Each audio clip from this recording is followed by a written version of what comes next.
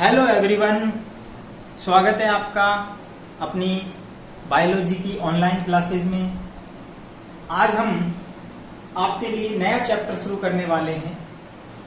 आज हम 12th class में अपना 29 चैप्टर 29वां चैप्टर मानव में रासायनिक समन्वय अर्थात केमिकल कोऑर्डिनेशन इन ह्यूमन ये पढ़ेंगे। और आज का वीडियो इसलिए भी महत्वपूर्ण है क्योंकि यहां पर आप देख रहे हैं कि ये चैप्टर नंबर 22 क्लास 11th, अर्थात ये बात आपको समझ लेनी चाहिए कि ये चैप्टर न सिर्फ 12th क्लास में बल्कि 11th क्लास में भी है और ये 12th क्लास के स्टूडेंट के साथ साथ 11th वालों के लिए भी उतना ही यूजफुल है। आप कहेंगे ऐसा क्यों है, तो कारण मैं बता देता हूं कि इस साल जो 11th क्लास में हमारे राजस्थान बोर्ड में जो सिलेबस चेंज हुआ है वो एनसीईआरटी का लागू हो गया है और एनसीईआरटी में मानव में समन्वय चैप्टर जो है वो 11th क्लास में दिया हुआ है, जबकि हमारे राजस्थान बोर्ड में जो इस बार 12th क्लास में अभी भी जुड़ा हुआ है वो 29वें नंबर का चैप्टर है। तो बात समझ में आ गई, इसलिए ये दोनों ही क्लासेस के लिए महत्वपूर्ण वीडियो है और दोनों के लिए सेम वीडियो होगी, इसलिए 11th और 12th दोनों के विद्यार्थी इससे लाभ उठा सकते हैं। दूसरी बात, ये नीट के लिए तो रहेगा ही इम्पोर्टेंट क्योंकि नीट में तो टोटल सिलेबस 11th 12th का दोनों का ही शामिल होता है। तो करते हैं शुरुआत। आज की जो वीडियो है उसका पहला पार्ट हम लेकर आए हैं, चैप्टर नंबर जो अपने मानव में समन्वय अर्थात केमिकल कोऑर्डिनेशन इन ह्यूमन। क्या होता है केमिकल कोऑर्डिनेशन? रासायनिक यानी रसायनों के द्वारा शरीर की क्रियाओं का नियमन और नियंत्रण, यानी रसायन हार्मोन्स और एंजाइम होते हैं, उनके द्वारा हमारे शरीर की विभिन्न क्रियाओं का नियंत्रण और समन्वय किया जाता है। वास्तव में देखा जाए तो हमारे शरीर की जितनी भी जैविक क्रियाएं हैं, चाहे वो प्रजनन क्रिया हो, श्वसन क्रिया हो, पाचन क्रिया हो या उत्सर्जन हो, परिवर्धन क्रिया हो, जनन क्रिया हो, इन सभी क्रियाओं पर हमारे शरीर की जो दो तंत्र होते हैं, हमारे शरीर के दो प्रमुख तंत्र नियंत्रण करते हैं, मिलकर नियंत्रण करते हैं। इसमें पहला तंत्र जो है वो है तंत्रिका तंत्र, नर्वस सिस्टम। नर्वस सिस्टम जिन क्रियाओं का नियंत्रण करता है वास्तव में वो क्रियाएं तेजी से होती हैं, विशिष्ट होती हैं और कम समय के अंदर संपन्न होती हैं। अर्थात तंत्रिका तंत्र जिन क्रियाओं का नियंत्रण करता है वो पर्टिकुलर एक विशिष्ट स्थान पर हो रही है और वो तेजी से संपन्न होती हैं, कम समय में उन क्रियाओं का संपादन होता है। उनका नियंत्रण मस्तिष्क के द्वारा नर्वस सिस्टम से होता है। क्लियर?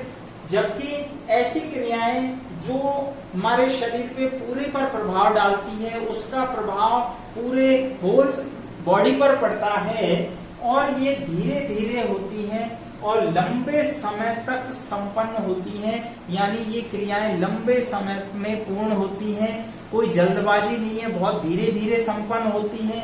इन क्रियाओं का नियंत्रण किसके द्वारा होता है? अंतःस्रावी तंत्र के द्वारा, दैट इज एंडोक्राइन सिस्टम। तो दो सिस्टम हैं जो हमारे शरीर की क्रियाओं का नियंत्रण और समन्वय करते हैं, तंत्रिका तंत्र नर्वस सिस्टम एंड अंतःस्रावी तंत्र यानी एंडोक्राइन सिस्टम। जब तंत्रिका अंतःस्रावी तंत्र के द्वारा नियंत्रण किया जाता है तो हम इनको पढ़ते हैं एंडोक्राइनोलॉजी के अंदर, अर्थात यहाँ इस चैप्टर के अंदर हम अंतःस्रावी ग्रंथियों के बारे में और उनके प्रभाव का शरीर पर क्या प्रभाव पड़ता है इसका अध्ययन करेंगे। तो इस विज्ञान को हम एंडोक्राइनोलॉजी अर्थात अंतःस्रावी विज्ञान कहते हैं। अंतःस्रावी ग्रंथियों का अध्ययन अंतःस्रावी विज्ञान कहलाता है, दैट इज एंडोक्राइनोलॉजी। पूरे यानी विस्तृत रूप से अगर हम बात करें तो अंतःस्रावी ग्रंथियों का अध्ययन और उनके प्रभाव से शरीर पर पड़ने वाला इफेक्ट, उसका अध्ययन जो हम करेंगे वो एंडोक्राइनोलॉजी के अंदर करते हैं। आगे जब आप कॉलेज में जाएंगे तो वहां आपका एक अलग से पेपर होता है एंडोक्राइनोलॉजी का, राइट। नेक्स्ट हम बात करते हैं मस्तिष्क के द्वारा, यदि मस्तिष्क यानी ब्रेन के द्वारा, अभी हमने कहा तंत्रिका तंत्र के द्वारा, यदि तंत्रिका तंत्र द्वारा अंतःस्रावी तंत्र का नियंत्रण होता है, मस्तिष्क के साथ मिलकर अंतःस्रावी तंत्र कंट्रोल यदि हमारे शरीर को करता है तो उसे हम न्यूरो एंडोक्राइनोलॉजी कहते हैं। अर्थात न्यूरो एंडोक्राइनोलॉजी यानी न्यूरो मतलब मस्तिष्क और एंडोक्राइनोलॉजी अर्थात अंतःस्रावी तंत्र, तो दोनों मिलकर हमारे शरीर का कोऑर्डिनेशन कर रहे हैं, उसका नियंत्रण कर रहे हैं, तो इसे हम एंडोक्राइनोलॉजी कहते हैं। तो ये टर्म्स आपको समझ में आ गई होगी दोनों। नेक्स्ट बात करते हैं हम कि हमारा जो चैप्टर रहेगा वो अंतःस्रावी तंत्र पर बेस्ड रहेगा क्योंकि केमिकल कोऑर्डिनेशन है, राइट। तो यहाँ हम बात करेंगे अंतःस्रावी तंत्र का जो जनक है वो कौन है। यहाँ देखिए फादर ऑफ एंडोक्राइनोलॉजी, इसे हम कहते हैं अंतःस्रावी विज्ञान का जनक, इसे हम कहते हैं अंतःस्रावी विज्ञान का जनक, राइट। अंतःस्रावी विज्ञान का जनक कौन है? Thomas Edison. थॉमस एडिशन ही वो वैज्ञानिक थे जिन्होंने सबसे पहले हार्मोन्स को और उसके शरीर के इफेक्ट के बारे में बताया था।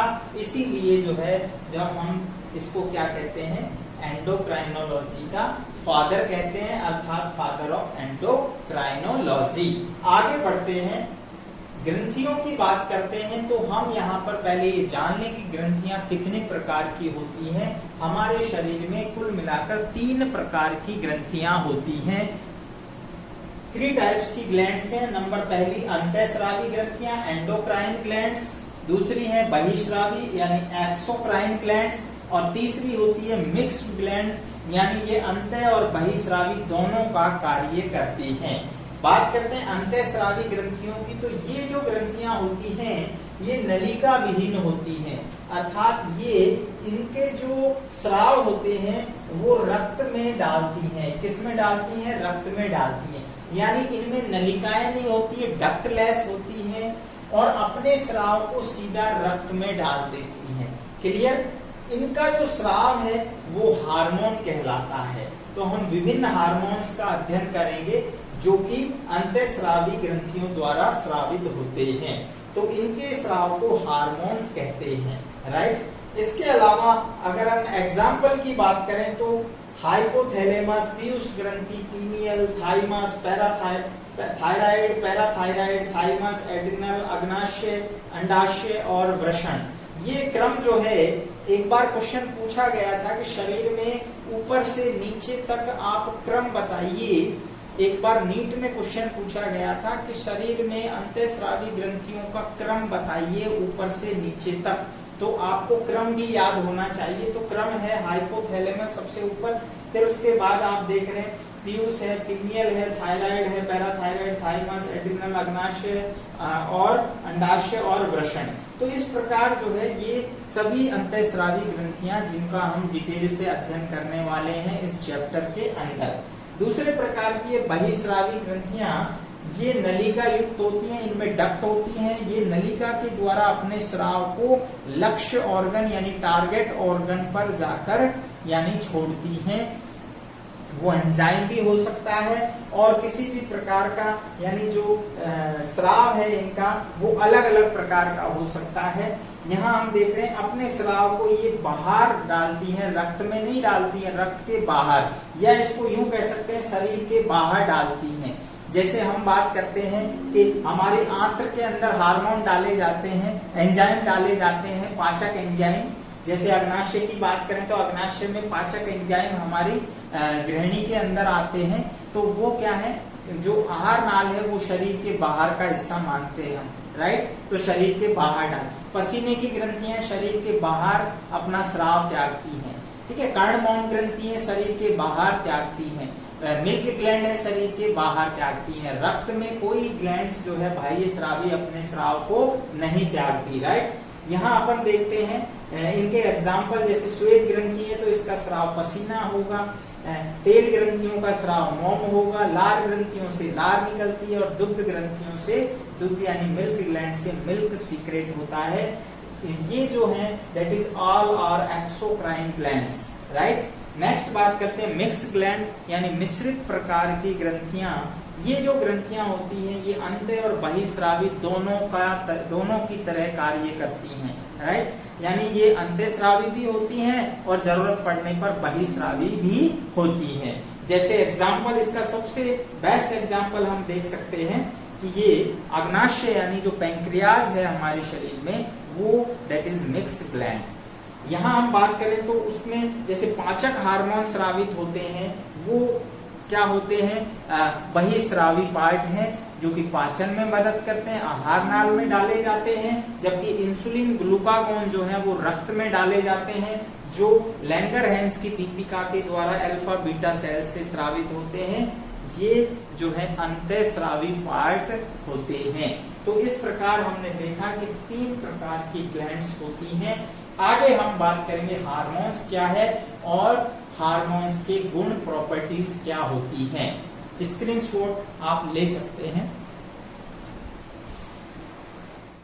ग्रंथि से हार्मोन का स्राव होता है।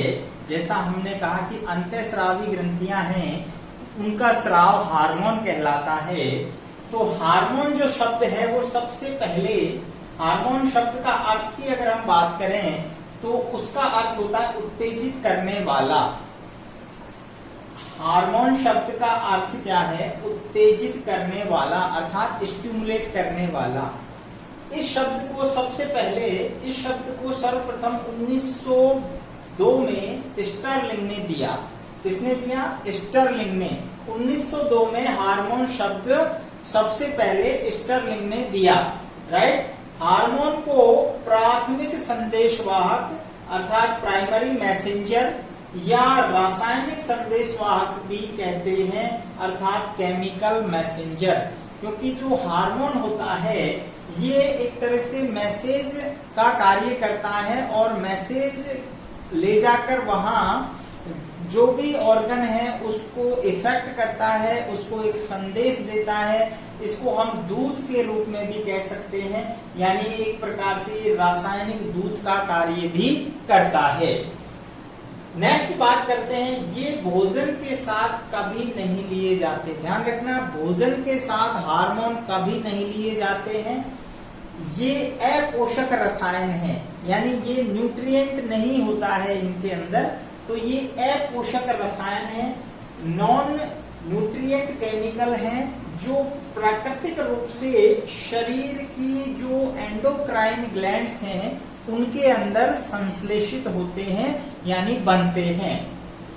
रक्त के द्वारा घुलकर पूरे शरीर में संचारित होते हैं। जो हार्मोन्स होते हैं वो रक्त में सॉल्युबल होते हैं और रक्त के अंदर डालने के बाद रक्त में घुलकर पूरे शरीर में ये पहुंचते हैं और जो टारगेट ऑर्गन होता है उसको जाकर इफेक्ट करते हैं। सर्वप्रथम खोजा गया हार्मोन सिक्रेटिन था। ध्यान रखना, इंपॉर्टेंट पॉइंट है। सर्वप्रथम खोजा गया हार्मोन सिक्रेटिन और इसे गृहिणी की श्लेष्मक कला के द्वारा बेरिस व स्टर्लिंग ने 1903 में खोजा। ग्रहणी की श्लेष्मक कला से बेरिस व स्टर्लिंग ने 1903 में खोजा। किसे खोजा? स्टर्लिंग हार्मोन को। ये सबसे पहला खोजा गया हार्मोन है, राइट। आगे बढ़ते हैं, अब बात करते हैं हार्मोन्स के लक्षण क्या हैं, यानी कौन कौन से लक्षण होते हैं हार्मोन्स के अंदर, ये जानना हमारे लिए जरूरी है। तो सबसे पहला पॉइंट अगर हम बात करें तो ये बहुत कम मात्रा में स्रावित होते हैं। हार्मोन बहुत लेस मात्रा में स्रावित होते हैं, इसीलिए इन्हें ट्रेस यानी हार्मोन कहते हैं। नेक्स्ट, शरीर में संचित नहीं होते हैं, ये शरीर में स्टोर नहीं होते हैं, जल में घुलनशील होते हैं, आसानी से ऊतकों में विस्तृत हो जाते हैं, इजीली एक टिश्यू से दूसरे टिश्यू में यानी डिफ्यूजन के द्वारा चले जाते हैं, लक्ष्य अंगों से दूर संश्लेषित होते हैं, जहां ये बनते हैं सिंथेसिस होते हैं, और जो जहां इनका टारगेट होता है वो चीज यानी वो ऑर्गन दूर होता है, राइट। जैसे हम बात करें तो पीयूष ग्रंथि में बन रहे हैं, लेकिन उनका टारगेट ऑर्गन किसी दूसरी ग्लैंड्स को इफेक्ट करना होता है। नेक्स्ट है, ये अति विशिष्ट होते हैं यानी स्पेसिफिक होते हैं, हर क्रिया के लिए एक विशिष्ट एंजाइम होता है। नेक्स्ट हार्मोन होता है, हार्मोन विभिन्न क्रियाओं का नियंत्रण करते हैं, ये हम सभी जानते हैं। हार्मोन जो है हमारे शरीर की विभिन्न जैविक क्रियाएं जैसे वृद्धि है, श्वसन है, उपापचय है, मेटाबॉलिज्म, जनन ग्रंथियां हैं, अनुकूलन, हमारे शरीर का बाह्य वातावरण से समस्थापन अनुकूलन होता है, इस क्रिया को भी प्रभावित करते हैं। वृद्धि कम हो रही है, ज्यादा हो रही है, श्वसन क्रिया जो है उसको इफेक्ट करते हैं, ये सभी जो है हार्मोन्स के द्वारा इफेक्ट होते हैं। इसके अलावा नेक्स्ट हम पॉइंट बात कर लेते हैं हार्मोन्स की प्रकृति। तो हार्मोन्स की प्रकृति की बात करें, नेचर विभिन्न प्रकार के हार्मोन्स होते हैं प्रकृति के आधार पर। जैसा हमने यहाँ कुछ लिस्ट में एग्जांपल दिए हैं, जैसे थायरोक्सिन हार्मोन जो है, और एड्रिनल और नॉर एड्रिनलिन, जिसे हम एपिनेफ्रिन और नॉर एपिनेफ्रिन भी कहते हैं, ये एमिनो अम्ल व्युत्पन्न प्रकृति के होते हैं। Insulin, PTH, ACTH, MSH, oxytocin और एडीएच हार्मोन ये प्रोटीन प्रकृति के अर्थात पेप्टाइड प्रकृति के होते हैं।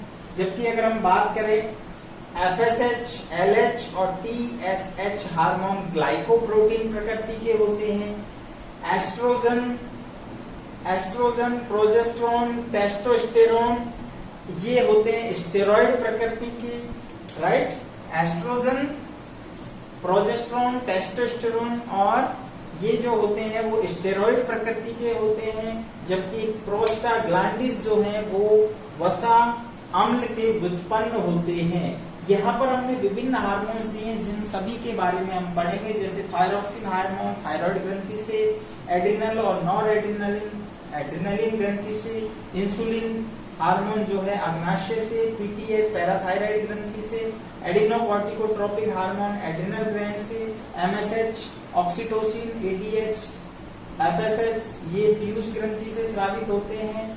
एस्ट्रोजन, प्रोजेस्टेरोन और टेस्टोस्टेरोन ये गोनेड से स्रावित होते हैं। जबकि प्रोस्टाग्लैंडिस जो होते हैं वो लोकल हार्मोन है जो सुप्रास्य सेमाइनल वेसाइकल से स्रावित होते हैं। प्रत्येक हार्मोन का अलग अलग इफेक्ट है जिसे हम आगे की वीडियोस में पढ़ेंगे। एक बार फिर से देखते हैं, हार्मोन शब्द का अर्थ होता है उत्तेजित करने वाला।